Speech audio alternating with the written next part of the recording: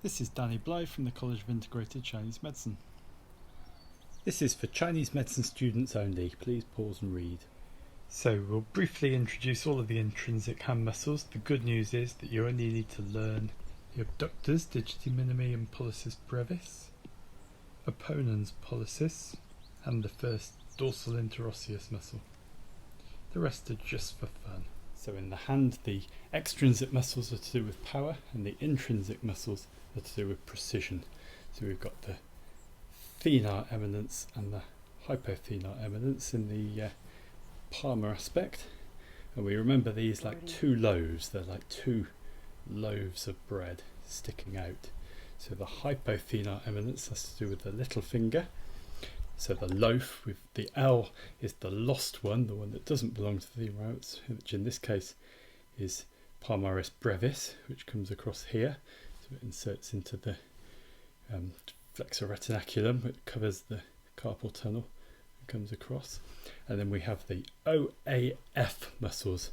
So we have Opponens digiti minimi that opposes movement.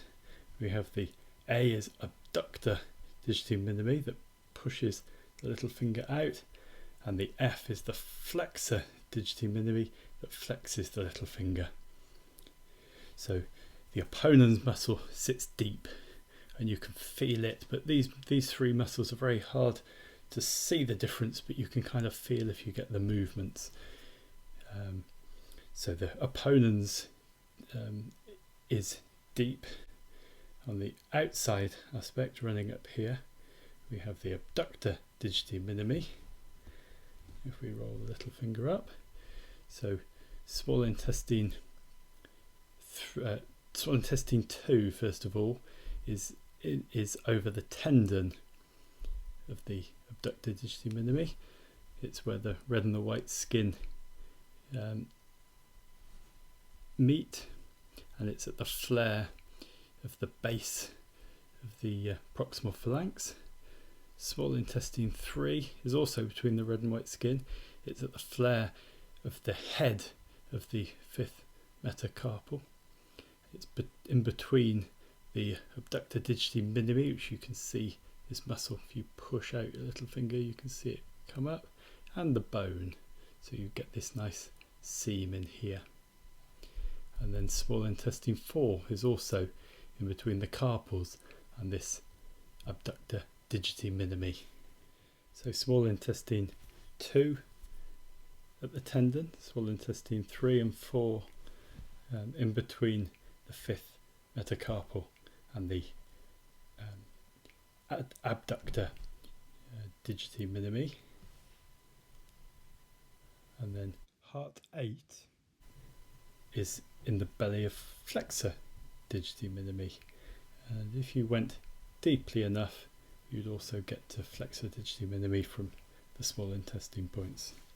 So on our thenar eminence, our loaf muscles, the L, the lost one, makes up the web of this finger here. It's called Adductor pollicis, and it pulls the thumb back into the index finger.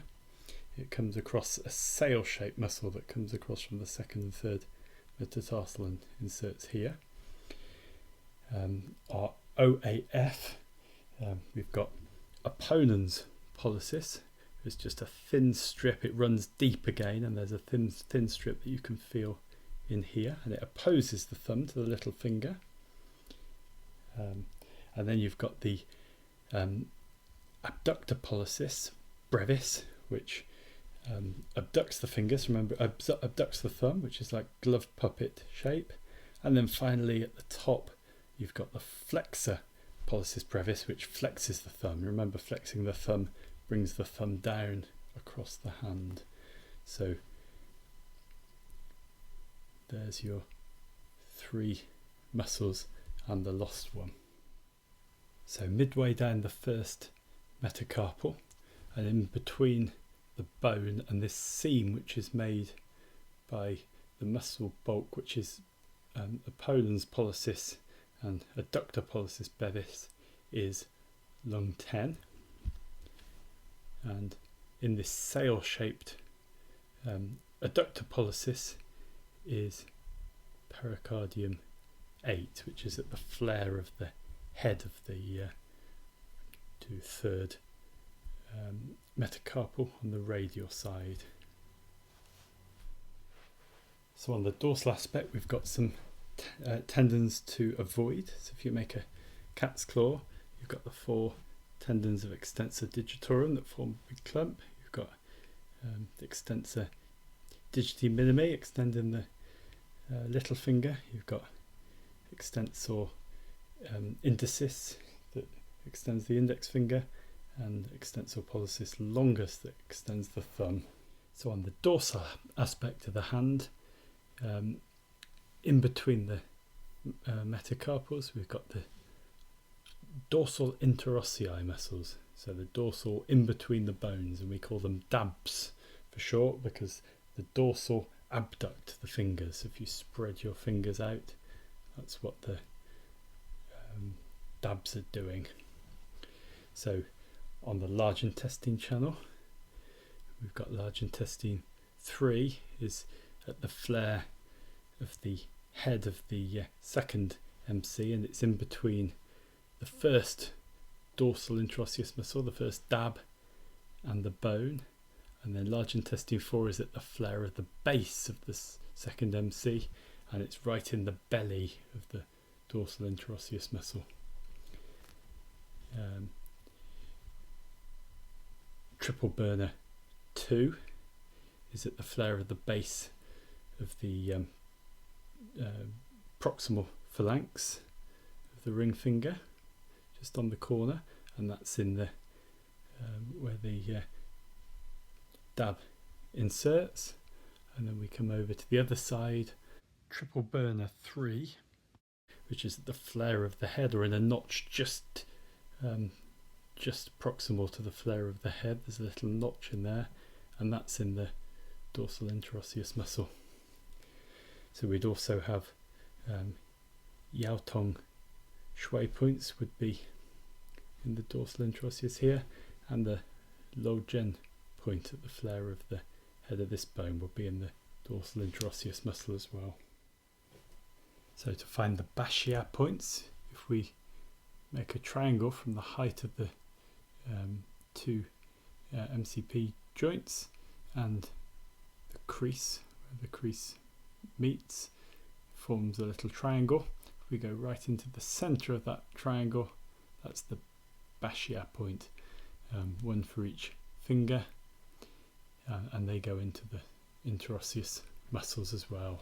The one on the thumb slots just under and up into the interosseous muscle from here, where the edge of the web is. Underneath the dorsal interosseous muscle, we've got the Palmar interosseous muscles, and the mnemonic for that is pads. So the Palmar ones adduct the fingers. So if you squeeze the fingers together, you can't really feel them. And underneath them, you've got the Lumbricals, and the Lumbricals, which means worms, travel from the Palmar side through into the dorsal side, and they make an L-shaped hand. So if you imagine that these tendons are flexing up to here and extending here, so they're making an L-shaped hand. And we don't need those muscles for anything, but points like large intestine 3, heart 8, pericardium 8, Baxie points are superficial to these muscles.